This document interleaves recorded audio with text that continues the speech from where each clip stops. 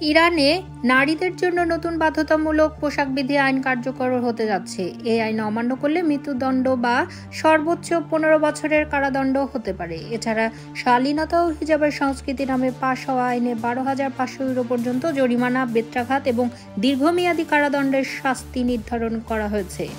তবে এ বিষয়ে ইরানের প্রেসিডেন্ট পেজেশকিয়ান বলেন, এই আইন বাস্তবায়নের ফলে ইরানি সমাজে আরও অসন্তোষের সৃষ্টি হবে। খবর দ্য গার্ডিয়ানের।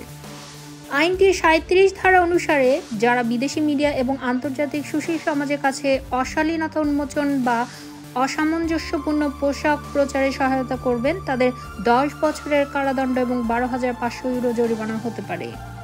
অ্যামনেস্টি ইন্টারন্যাশনাল জানিয়েছে, এই আইনে নারীদের শান্তিপূর্ণ প্রতিবাদকেও মৃত্যুদণ্ডের ঝুঁকিতে ফেলছে।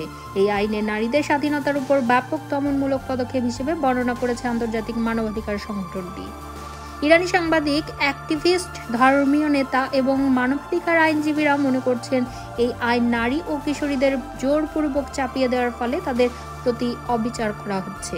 আইনটি 2022 সালে মাহসা আমিনির মৃত্যুকে কেন্দ্র করে দেশজুড়ে ছড়িয়ে পড়া নারী জীবন স্বাধীনতা আন্দোলনের প্রেক্ষাপট থেকে এসেছে।